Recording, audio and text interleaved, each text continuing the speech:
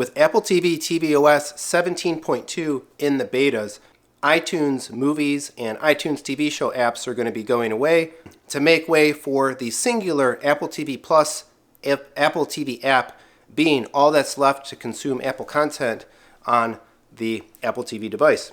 They are kind of standardizing around the single app. I did the video when the beta first hit, kind of deep diving some of the elements, the changes, and the new look of the Apple TV app itself.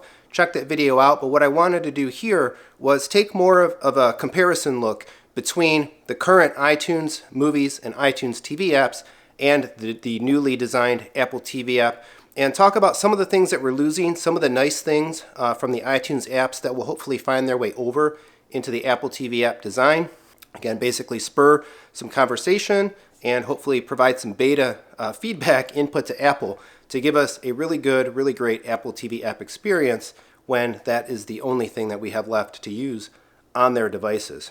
I'm also faced very frequently with the question of, is there actually any quality difference between using the Apple TV app to watch a piece of content or the iTunes apps? Spoiler alert, it's the same, and using the developer menus, I also want to prove that to be the case here in this video. So let's take a look at these apps and their pros and cons and give them a more direct comparison. All right, first things first, let's take a look at movies. We'll do movies first, then we'll do TV show content.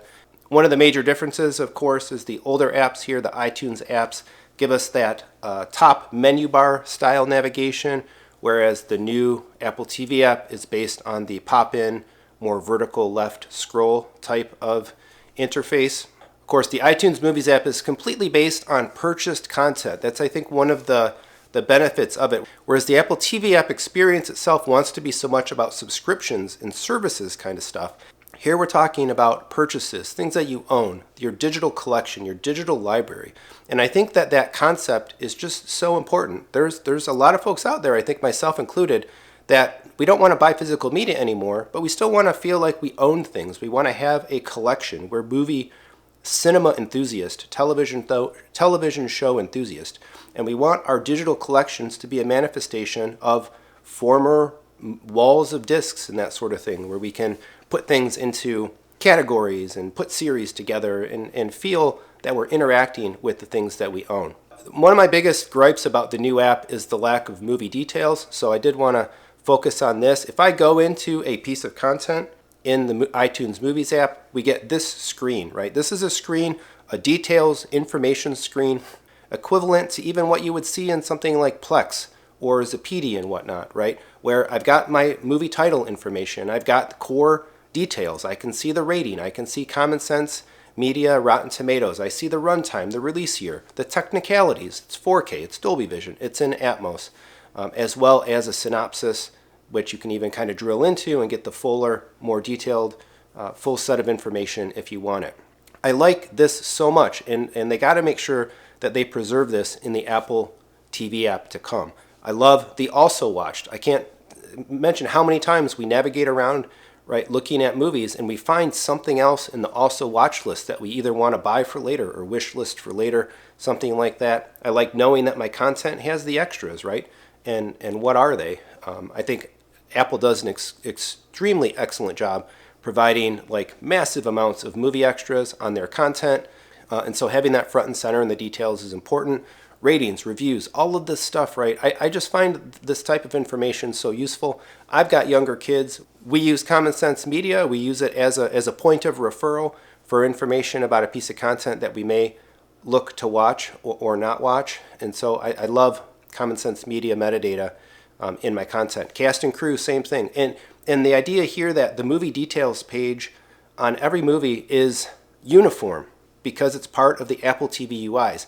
It's not variable per content, which you sometimes get in the actual playback menu. So these cast and crew details, when I click into somebody, again, I can see the other things that they may have been involved in, other content that they've involved in, and then at the bottom as well, the textual, the detailed information. I think this is so good, so useful, so important. These pages are laid out really well. I love the backdrops. This is an area for even further like UI improvement. For example, they could be playing the movie theme song right now. We could have animated backdrops. They could do a whole lot more with this, like the things we see in more advanced, say, ripped DIY personal media type servers.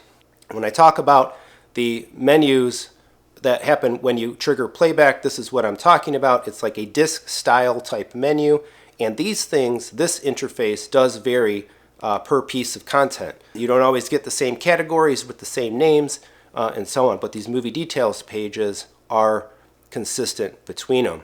And again, I like seeing things. I like seeing the counts. Now, there's no like super extra functionality here, really, other than that movie details page that we are losing. There's still no ability to make your own collections, put your things together in series and stuff like that. That's been lacking and missing for a long time. But the other thing, and I made mention this in my prior video as well, movie posters. We are talking about movies, movies in this view, cinematic pieces of content. And in my opinion, there should be a portrait style movie poster, right, akin to what you see hanging in the frame at your local cinema. Again, completing that like movie feel experience. Landscape, thumbnails, and icons are for television shows. Posters in a portrait view are appropriate, in my opinion, for movies. Sound off in the comments if you agree with that sentiment, or if that's something that you don't necessarily care too much about. So again, this purchased area, I don't even like calling it purchased. I think they should call it library. It makes it sound just like something we bought. Library makes it sound like something that we own, or collection, right? Something along those lines. These things matter, I think, when it comes to the way that devices present themselves, interfaces, and all that sort of thing. So we have the store here, of course, and because this is a dedicated store app, we have the ability to really dig into the store in some really nice ways that we're also giving up a little bit when it comes to the Apple TV app. I also like the wish list feature. I think in any digital storefront, wish listing is really, really important, really just for the content provider or the service provider to want to sell you more stuff. I'd have to imagine there's a good correlation between people putting things that they're interested in a wish list, and then later on those people, actually buying those things. So this is another piece of capability that I hope stays and doesn't go away. In fact, Kaleidoscape is even doing more with their wish listing feature, and they're actually sending you notifications and emails when a thing that is in your wish list has been reduced in price and gone on sale, because hey, maybe you want to go ahead and buy it. I just noticing this now. There's actually some pretty nice under $10 movie deals going on right now. Guardians of the Galaxy Volume 3. Might have to be buying that one for $10. This is it. Again, iTunes Movies. This is really some of the elements that we need to preserve. And just for reference, if we go back to the new Apple TV app, again, this is running the latest 17.2 version. I do like it. They call it library. They don't just call it purchases. I like that. But again, we're into horizontal landscape thumbnails. I do appreciate, there's some improvements and there's some regressions as well. I like the font sizing here. I like the fact that the left bar is a little bit smaller, giving us the ability to see more content. I'd like to see the counts, maybe in a diminished capacity. The numbers don't need to be that big.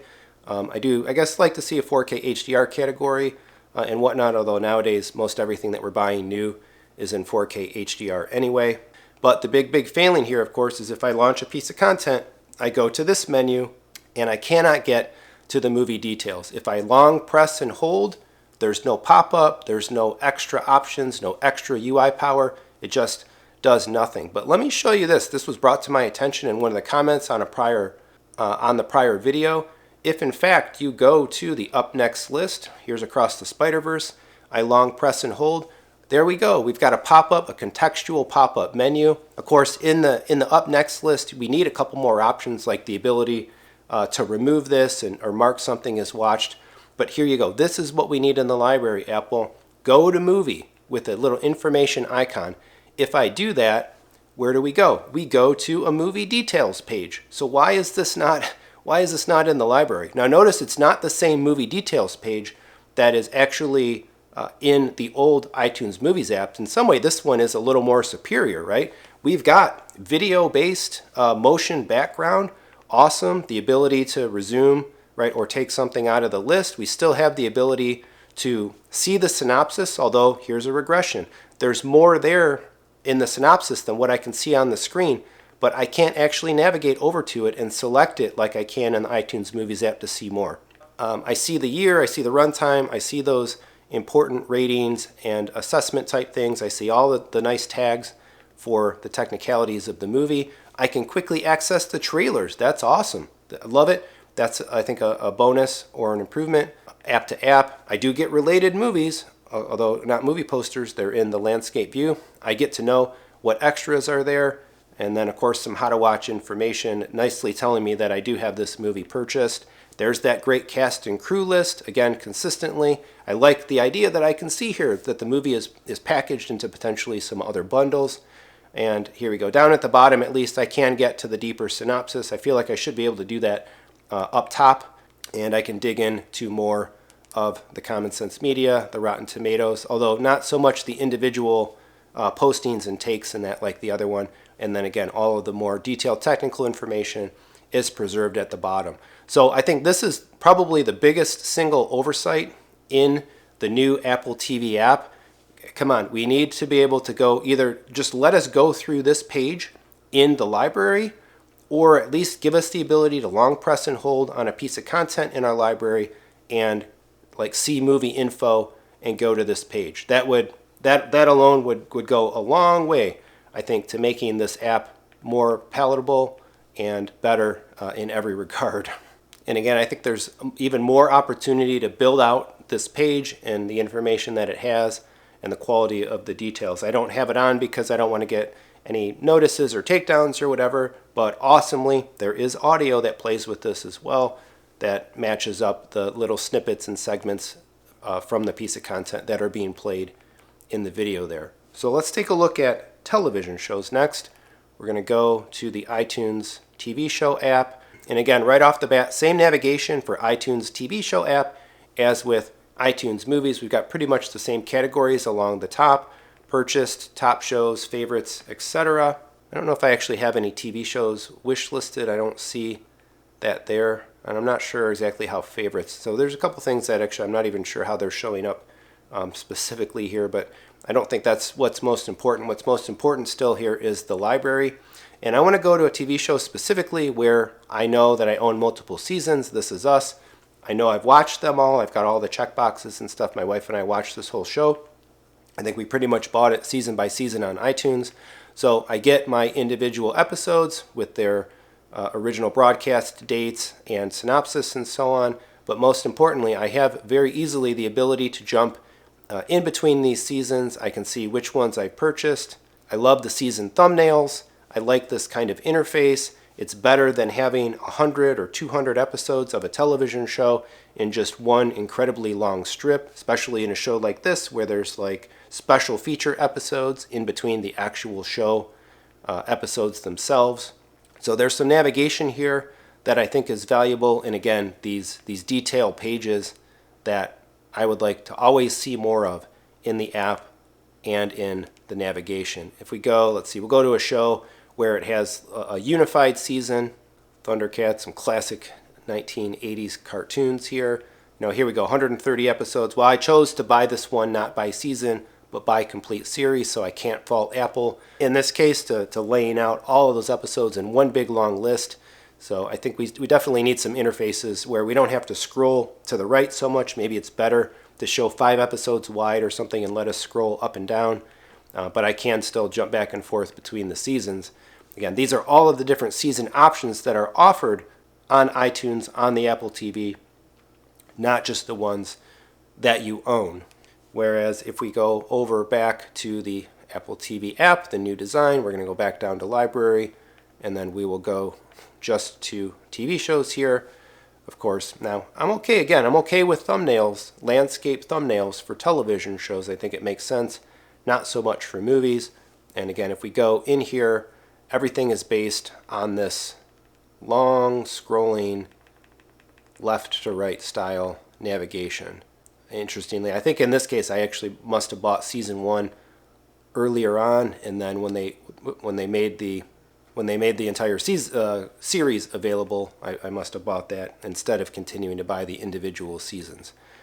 If I go down to This Is Us, navigation, Right. This actually isn't too bad. The seasons go horizontal. The season episodes go horizontal. The seasons themselves go vertical. In some ways, this is actually superior to the iTunes TV show app experience, but I would still like to see a season or a series details page with information and metadata and all that sort of stuff versus, again, just being able, or being forced rather, to kind of drop right in. But we do have some similar capability to what we had with the movies. So again, if I go back to the home screen or go to Watch Now and I navigate across the Up Next list, my kids and I just kicked off Batman the Animated Series, similar to movies. If I long press and hold, I can go to episode or I can go to show. If I choose to go to show, right here we are, some more information, cast and crew, how to watch, and information about the series itself, as still as the ability to play or jump directly into that next episode. And I still have my content here divided by season, so I can quick jump as well between them, even though fundamentally for this show I did buy the entire series in one shot. But it's not really also giving me the ability, like in the iTunes TV show app, to get a view of like, okay, what all does iTunes have for this series, and specifically, are there individual seasons or are there a complete series purchase option? So I think I think there's potential here.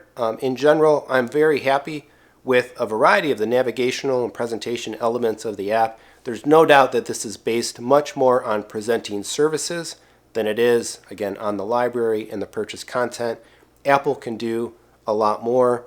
The bones are there, the details pages and stuff are there. They just need to be better deployed, I think, throughout this interface, throughout this UI, and built up. And hopefully, God, there's got to be somebody in the Apple design team right now that knows that movie details page, that content details page exists in this view with the long press, but it's not actually functional in the library. And at a minimum, man, the next 17.2 beta, they need to hook those things up. Before we go, I do want to validate, in fact, that there is no quality difference between using the iTunes app and the Apple TV app. So we are going to go down into the developer menu. I have a video about how to enable this on the channel. Long story short, you need to be an Apple developer in order to do so. I'm going to turn on the playback HUD. And then first off, we're going to go to iTunes Movies. We'll go ahead and just use Spider-Verse for this. And I'm going to go ahead and start playback. All right, there we go, movie technical details with the playback HUD in the upper left-hand corner. QDH1, Dolby Vision 5, Dolby Atmos, all that, getting full 4K like we expect to. Audio bit rate, 770 kilobit. That's pretty much the maximum we see for Atmos streaming. Video bit rate peak, just under 31. Average in the mid-20s. Solid iTunes quality, as we're always used to. I'm going to jump out of this, and then we are going to go over to the Apple TV app. I'm going to go ahead and get down to my library. Same thing, we'll go to recent purchases. I'm going to go ahead and start playback of the same movie. Interestingly, it didn't give me the option to say, like, do you want to continue or do you want to restart? I feel like it should have been doing that. Maybe that's another miss or something they need to add here in the betas. But long story short, we're looking at the same codecs, the same bit rates, and all of that. QDH1, Dolby Vision 5, 4K, 770 kilobit Dolby Atmos, 30.83 peak video, 24.55 average video bit rate. Really, really good quality. iTunes is really good streaming. Don't let any pundits or folks scare you away from wanting to potentially build your movie library and base your content consumption on buying content on iTunes and streaming with Apple. We're talking like really good quality here that should only get better with time. But there you go. So we know for certain no technical quality difference between using the two apps. It's the same content, the same stream, the same encode between both of them. So there you go, a little more of a deeper take on the current beta state of the Apple TV app and what's going on in the Apple ecosystem with these app replacements. Of course, this goes really just for the Apple TV. The iTunes Movies and the iTunes TV show apps never deployed anywhere else beyond the Apple TV device itself. The Apple TV app and this new design style is what you're going to get on television, app ecosystems, on a Roku, on a Shield, and whatever other devices Apple supports with their app and with their content. So lots of room for improvement. The bones are all there. We'll see what they do in future betas, and rest assured I will continue checking them all out as they come, showcasing what I think is good, what I think has some room for improvement. So stay tuned to the channel for future videos as tvOS 17.2 and future versions of tvOS continue to evolve.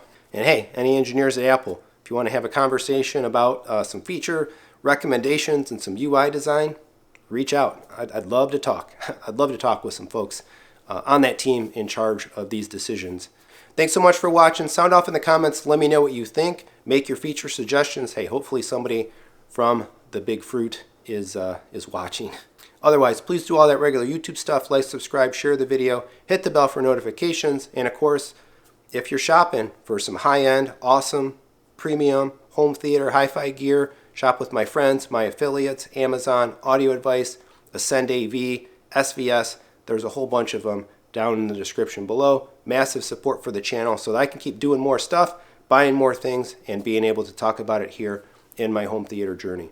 Thanks so much for watching, and coming back for more home theater discussion and fun.